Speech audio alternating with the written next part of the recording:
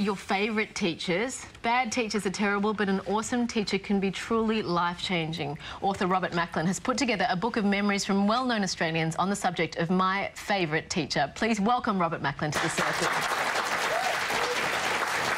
Robert, the thing I love about your book is it's sort of saying thank you and tributing people who are often overlooked. What inspired this book? Well, I'm married, really, to a teacher. Yes. Probably Canberra's favourite teacher. And I'm always being accosted when I'm walking around with Wendy, my wife, by people of your age, running up and saying, "Oh, Mrs. Macklin, do you remember me?"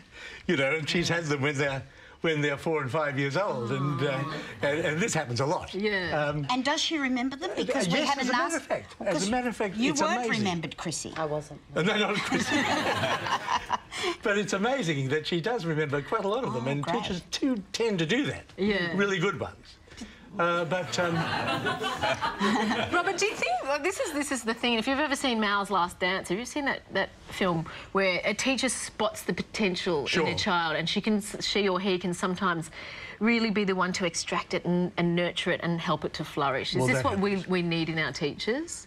We do, and we have it in spades, really, as we've shown in the book, because there are people right across the board, from the Governor-General to Anne Doe, to Julian Morrow, people, Michael Kirby, the High Court judge, right across the board, people who could have gone one way or the other. But this special teacher came along, and there was that connection there. And I think the essence of it was that the teacher cared. And once you had that connection, it could just change their lives. You know, Ian Kiernan, the bloke who cleans up Australia, and cleans up the world, he was a real rebel at school.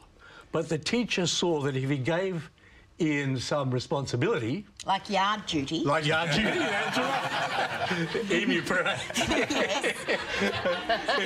As a matter of fact, he made him a prefect. Ah. And that turned him right around. Suddenly, Ian was someone who was a leader rather than a rebel. Yes. And he's built upon that, so that today he's cleaning up the world.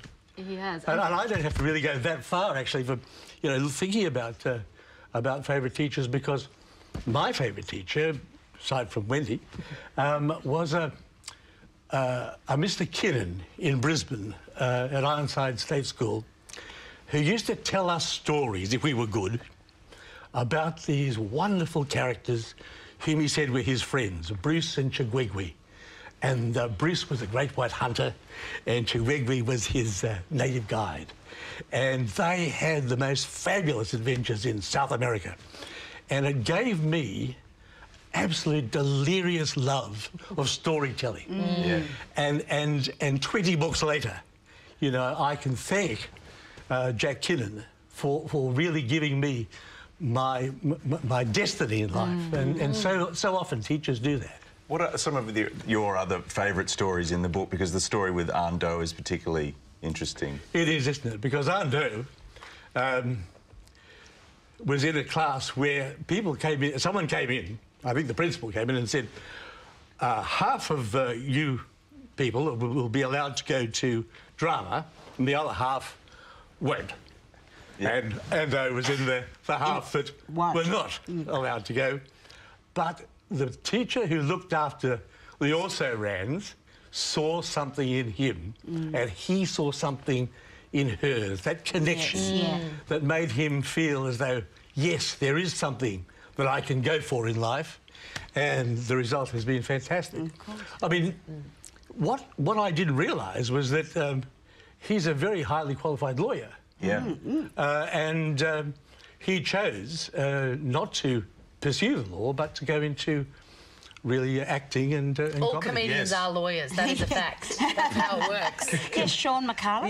Yeah. Charlie Pickering. But not me. Can you tell me briefly, teachers are so inspirational, they're so important to children's upbringing, and we all think that they do a wonderful job. Why aren't they paid better? Well, I think part of the reason is the way in which, over the last 20, 30 years, the whole profession has been feminised. There's now so many more women teachers in there, And they're trying to do so much these days. I mean, it's not just the 3 Rs. These days, with single parents and with blended families, teachers are being called upon to do a tremendous amount more than they used to be able to do, and we're not giving them the recognition that they deserve. Well, can I tell you something that teachers would hate if they could hear it? Teaching is its own reward. They don't need extra money. Please thank the very wonderful and inspiring Robert Matthews for joining us today.